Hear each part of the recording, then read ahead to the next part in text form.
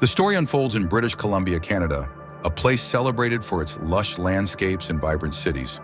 However, beneath its picturesque facade lies a chilling tale of unimaginable horror. At the center of it all was Robert Pickton, a seemingly ordinary pig farmer in Port Coquitlam. He lived a quiet life, or so it appeared, running his farm while blending into the rural community.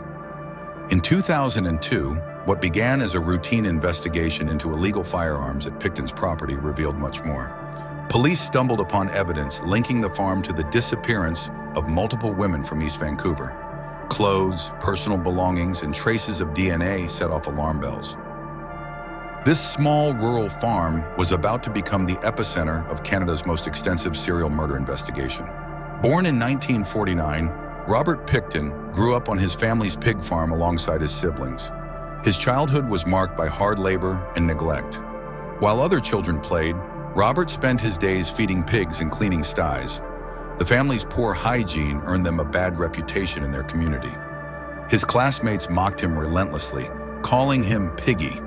The isolation worsened when his parents prioritized the farm over their children's emotional well-being. Robert found solace in his pet calf, a creature he loved deeply. But when his parents slaughtered it without warning, something inside him snapped. From that moment, he developed an emotional detachment, laying the groundwork for the predator he would become. East Vancouver in the 1980s and 1990s was a haven for the forgotten. The streets teemed with sex workers and drug addicts, many of whom had been discarded by society. Poverty, addiction, and violence were daily realities for these women. Tragically, their disappearances often went unnoticed, dismissed as the risks of their lifestyle. It was only when families and community activists connected the dots between missing persons cases that a pattern emerged. Despite their pleas, police were slow to act, dismissing early warnings. These vulnerable women, living on the margins of society, became easy prey for Robert Pickton. When police raided Pickton's farm in February 2002, they expected to find illegal firearms. Instead, they uncovered a scene out of a nightmare. Women's clothing and personal items were strewn across the property. DNA analysis linked these items to dozens of missing women. Further searches revealed body parts buried in the soil and mixed with pig entrails. Restraints, weapons, and disturbing paraphernalia painted a grim picture. What should have been a peaceful pig farm was a killing ground, and the evidence proved it had been that way for years. The farm itself became a testament to Robert Pickton's atrocities. During the investigation, forensic teams unearthed partial remains, including bones, teeth, and personal belongings of missing women. These were found in shallow graves, mixed with animal waste, and in some cases, inside the machinery used on the farm. DNA evidence linked Pickton to at least 27 women, though investigators believe the actual number of victims was much higher. Rumors circulated that Pickton had processed the remains of his victims alongside pig meat and sold it to unsuspecting consumers, a horrifying possibility that deepened the public's revulsion. Pickton's methods for luring his victims were both calculated and predatory. He would frequent East Vancouver's red light district, where he sought out women struggling with addiction or homelessness. Offering them money, drugs, or shelter at his farm, he made himself appear as a savior to those in need. Once the women arrived at his property, they were trapped. Pickton's trailer was equipped with tools of restraint and weapons. He preyed on their vulnerabilities, ensuring they had no way to escape. His demeanor, calm, quiet, and almost unassuming, hid the monstrous intentions within, making his crimes even more chilling. As the number of missing women from East Vancouver grew, so did the fear in the community. Many families began to report their loved ones missing, but their concerns were often dismissed due to the victims' involvement in high-risk lifestyles. This lack of urgency only allowed Pickton to continue his spree. Activists and community leaders began demanding action. They held vigils and organized campaigns to pressure law enforcement. Slowly, the pieces of the puzzle started coming together. But for years, the farm remained untouched, its dark secrets hidden in plain sight, while the community grew desperate for answers. In 1997, Wendy, a sex worker, had a harrowing encounter with Pickton. After being lured to his trailer, she realized his intentions and fought back, managing to escape after stabbing him in self-defense.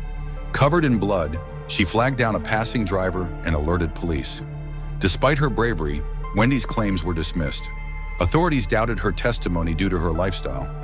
Years later, her account of Pickton's violent tendencies and his trailer's setup became crucial in understanding his methods.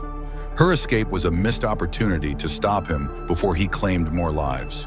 In custody, Pickton made a shocking admission to an undercover officer posing as a fellow inmate. He boasted about killing 49 women and expressed regret for not reaching his target of 50.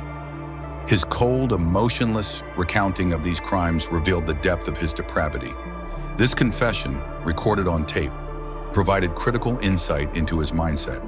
Pickton's casual attitude about the lives he had taken and his apparent satisfaction with his actions painted a picture of a predator devoid of remorse. His words left investigators and the public horrified. Pickton's 14-acre farm presented monumental challenges to forensic investigators. The sheer size of the property, coupled with the grisly state of the evidence, required extensive resources and time.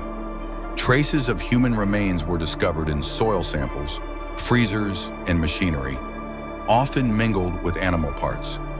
To identify the victims, forensic teams utilized advanced DNA techniques, reconstructing fragmented remains to match them with missing persons. It was a painstaking process that took months, yet it provided irrefutable evidence of Pickton's atrocities. Each discovery not only confirmed his crimes, but also brought closure to families who had waited years for answers. The trial of Robert Pickton began in 2006 and drew immense media attention. Dubbed the trial of the century, it focused initially on 6 of the 27 confirmed murders, as the overwhelming amount of evidence made it impossible to address all charges simultaneously. The prosecution presented chilling evidence, including DNA remains and Pickton's own confession. The defense attempted to argue that Pickton was not solely responsible, suggesting others may have been involved. Despite this, the evidence was damning.